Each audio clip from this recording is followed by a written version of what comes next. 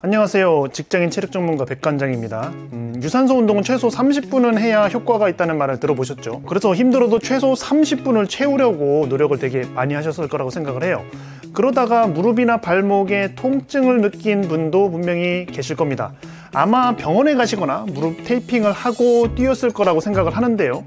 저도 6개월 전까지는 일주일에 한 두세 번씩 달리기를 했었어요. 그 당시에는 오래 뛰면 1시간 정도씩 또 뛰었었는데요. 그런데 그 흔한 무릎 발목 부상을 한 번도 당한 적이 없었습니다. 심지어 통증도 거의 없었어요. 아마 이렇게 얘기하면은 넌 관절이 튼튼하게 타고났나 보지 라고 생각하실 수도 있습니다. 그런데 그렇다기보다는 오늘 이 영상에서 말씀드릴 3가지를 철저히 지켰어요. 여러분들도 이 방법을 잘 지킨다면요, 무릎과 발목에 통증 없이 달릴 수 있을 거라고 확신합니다. 지금 바로 시작하겠습니다. 달리기를 하다가 무릎이나 발목이 아픈 건요, 관절이 약해서가 아니에요. 달리기가 생각보다 강도 높은 운동이기 때문입니다. 100명 중 99명은 달리기가 엄청 쉽고 가벼운 운동이라고 생각을 하는데요, 그렇지 않다는 의미예요. 그래서 달리기를 할 때에는 크게 3가지를 신경 써야 합니다. 워밍업, 운동 강도, 운동량입니다. 먼저 워밍업에 대해서 이야기해 볼게요. 어떤 운동이든 간에 워밍업은 굉장히 중요합니다. 하지만 달리기를 하는 사람들의 10명 중 9명은 워밍업을 제대로 하지 않아요. 왜냐고요? 달리기 그 자체가 워밍업 수준의 가벼운 운동이라고 생각하기 때문이에요. 워밍업을 하더라도 그냥 무릎이나 발목을 대충 돌리고 뛰는 사람이 대부분입니다. 그래서 무릎이나 발목이 다치는 거죠. 달리기의 과학의 저자 크리스 네이피어는 워밍업 프로그램만 잘 해도 부상 위험을 50%까지 줄일 수 있다고 설명했습니다. 그만큼 워밍업이 중요하다는 의미인데요. 워밍업이 왜 중요한지 조금 더 설명드려 보겠습니다. 제가 코치 생활을 하면서 500명이 넘는 수강생들을 만나왔는데요. 그 사람들을 보면서 내린 결론은 이겁니다. 현대인들의 90% 이상은 엉덩이 근육, 발목 근육, 발바닥 근육이 너무 약하다. 왜냐하면은 오래 앉아있기 때문인데요. 그래서 10명 중 8명은 후천적 평발을 가지고 있을 정도인데요. 정도의 차이만 있을 뿐이지 대부분 평발이었었어요. 그리고 엉덩이에 힘을 줄 줄 아는 사람이 거의 없습니다. 이런 사람들이 달리기를 하면 어떻게 될까요? 달리기를 하는 동안 발의 아치가 무너지고 발목은 이상하게 꺾일 겁니다. 그리고 무릎은 안쪽으로 모이는 달리기를 하게 되겠죠. 이런 현상들 모두 발목과 무릎에 부상을 일으키는 동작들이에요. 이렇게 말씀드리면 아마도 그러면 달리기 주법을 배워야 되는 거 아닌가요? 라고 물어보시는 분들 분명히 계실 거예요. 하지만 실제로 해보시면 아실 겁니다. 발의 아치를 살리면서 엉덩이에 힘을 주고 무릎을 바깥으로 밀면서 달리기를 할 수는 없습니다. 이건 의식적인 조절이 굉장히 어렵기 때문인데요. 그렇다면 어떻게 하는 게 좋을까요? 발바닥, 발목, 무릎 관절을 더 잘 움직여줄 근육들을 먼저 활성화시켜야 됩니다. 그래서 제가 제안드리는 워밍업 운동은요, 3가지입니다. 첫 번째는 발바닥 운동인 발바닥 브릿지라는 운동이에요. 첫 번째, 보지 않는 책을 2권 준비합니다. 두 번째, 그 책 2권을 약 5cm 정도 떼어놓고 앞뒤로 배치할 거예요. 세 번째, 그 위에 발을 올려놓습니다. 이때 앞쪽 책에는 앞꿈치가 닿도록 하고 뒤쪽 책에는 뒤꿈치가 닿도록 해요. 네 번째, 발가락을 들리고 벌린 후에 내려놓습니다. 이때 발가락에 주름이 생기지 않도록 주의를 할 거예요. 자, 5번째, 그 후에 한 다리로 서서 약 10초에서 20초 정도 버팁니다. 총 3세트 진행해 주세요. 자, 두 번째는 발목 운동인 카프레이즈예요. 자, 첫 번째는 스텝박스 위에 올라갑니다. 두 번째, 스텝박스에는 발의 앞꿈치 부분만 닿도록 할 거예요. 세 번째, 까치발을 최대한 들었다가 최대한 내려옵니다. 이때 앞꿈치 중에서 엄지 쪽 앞꿈치가 스텝박스에서 떨어지지 않도록 주의해주세요. 네 번째, 10개에서 20개 사이로 3세트를 진행해줍니다. 세 번째는 엉덩이 운동인 힙브릿지입니다.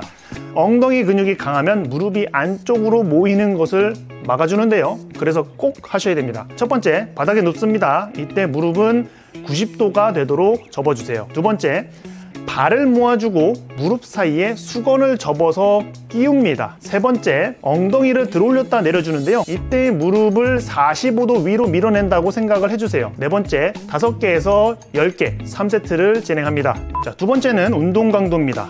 달리기에서 운동 강도는 달리기 속도라고 볼 수 있는데요. 달리기 속도가 빠르면 운동 강도가 높고 달리기 속도가 느리면 운동 강도가 낮다고 볼 수 있습니다. 여기서 문제는요, 다들 자신의 능력에 비해서 너무 빨리 뛴다는 거예요. 아마 이 말씀 드리면 나는 천천히 뛰는데 라고 생각하실 것 같은데요, 내가 빨리 뛰고 있는지 혹은 천천히 뛰고 있는지는 심박수를 확인해야 정확히 알 수 있어요. 미국의 유산소 운동 전문가인 필 메피톤 박사의 180 공식을 이용해 보면요, 내 적정 유산소 심박수를 알 수 있습니다. 180에서 나이를 빼주세요. 이걸 최대 유산소 심박수라고 합니다. 30살 기준으로 최대 유산소 심박수는 150이 되는데요, 달리기를 할 때 이 심박수가 넘어가면 달리기 속도가 빠르다고 볼 수 있습니다. 반대로 140에서 150 정도의 심박수가 유지된다면 달리기 속도가 적절하다고 볼 수 있어요. 이런 말씀을 드리면 아마 너무 천천히 뛰는 거 아닌가 라는 생각을 하실 수도 있어요. 그런데 그게 적정 속도입니다. 만약에 최대 유산소 심박수를 넘기는 속도로 달리기를 하게 되면요, 크게 두 가지 문제가 생깁니다. 첫 번째는 유산소 운동 효과가 없어집니다. 대부분 오래 달리기를 유산소 운동을 하기 위해서 하시잖아요, 그죠? 그런데 심박수가 너무 높아져 버리면은 유산소 운동에서 무산소 운동으로 전환됩니다. 이 포인트를 젖산역치라 그래요. 젖산역치를 넘어가게 되면 해당 과정이라는 에너지 대사가 일어나기 때문에 유산소 운동보다는 무산소 운동에 가까워지는 것이죠. 그 포인트는 아까 말씀드렸던 최대 유산소 심박수와 매우 유사합니다. 그리고 내 몸의 근육이나 인대가 견딜 수 있는 임계점을 넘길 수도 있습니다. 즉 부상을 당한다는 의미인데요, 달리기는 생각보다 몸에 큰 충격을 주는 운동이기 때문인데요, 달리기를 하는 동안 발을 한번 디딜 때마다 발에 체중의 1.5배에서 3배의 충격이 가해진다고 알려져 있습니다. 80kg 성인 남성 기준으로 한 스텝에 240kg의 중량이 발에 실린다는 의미인데요, 달리기 속도가 빠르면 당연히 발이 받는 충격이 커지게 되겠죠. 운동 시간이 짧다면 별 문제가 없을 거예요. 그런데 운동 시간이 길어지면 길어질수록 발의 누적 데미지가 증가하게 될 겁니다. 자세한 내용은 뒤에서 조금 더 설명드릴게요. 그렇다고 무조건 최대 유산소 심박수 영역에서만 달리기를 해야 하는 것은 아닙니다. 5일 달리기 중에서 한 4일 정도는 최대 유산소 심박수를 넘지 않도록 저강도로 하시고요, 하루 정도만 최대 유산소 심박수를 넘기는 고강도 운동을 하기를 권장드립니다. 세 번째는 운동량입니다. 사람들은 30분 이상 지속해야 유산소 운동 효과가 있다 라는 말에 늪에 빠져 있습니다. 사실 그게 아니라 30분 뛸 수 있는 사람이 30분을 뛰어야 해요. 30분 달리기를 견딜 수 있는 근육의 힘과 지구력, 인대와 힘줄이 만들어져야 30분을 뛸 수 있는 겁니다. 이 준비가 되어 있지 않은데 30분을 냅다 뛰어버리니까 다치게 되는 거예요.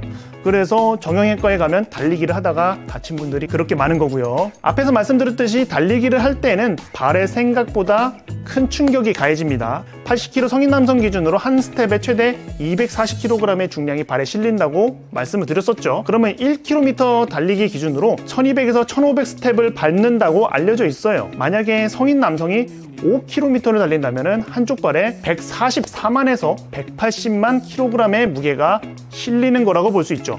자, 거리가 길어질수록 발이 받는 부하는 기하급수적으로 올라갈 겁니다. 그래서 달리기를 할 때는 내 몸이 견딜 수 있는 운동량을 해주는 것이 좋습니다. 그래야 그에 맞춰서 내 근육, 내 인대, 내 힘줄이 적응해서 강해질 테니까요. 내 몸이 견딜 수 없는 양의 운동을 계속한다면 다치기만 할 수밖에 없습니다. 그렇다면 내가 견딜 수 있는 운동량을 넘어가면 어떤 증상이 나올까요? 바로 급격히 지치는 느낌이 듭니다. 물론 이런 느낌이 들어도 억지로 뛸 수는 있어요. 그런데 문제가 생길 뿐이죠. 억지로 뛰면 크게 두 가지 문제가 발생합니다.